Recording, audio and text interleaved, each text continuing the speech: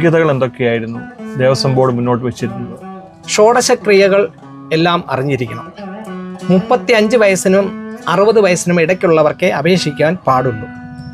Criminal കുറ്റവാളിയല്ല എന്ന് തെളിയിക്കുന്ന circle ഇൻസ്പെക്ടറുടെ ഒരു സർട്ടിഫിക്കറ്റ്, അതേപോലെ നമ്മളുടെ ആരോഗ്യം ശരിയാണോ, അതിന് എന്തെങ്കിലും കുഴപ്പമുണ്ടെങ്കിൽ അപേക്ഷ കൊടുക്കാൻ പാടില്ല.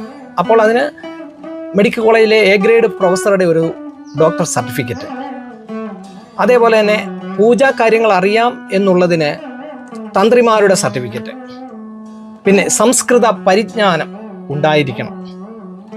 ഞാൻ NSS കോളേജിൽ പഠിച്ച കാലത്ത് സെക്കൻഡ് ലാംഗ്വേജ് സംസ്കൃതമായിരുന്നതുകൊണ്ട് എനിക്ക് അതിനും ഒരു ബുദ്ധിമുട്ടുണ്ടായില്ല.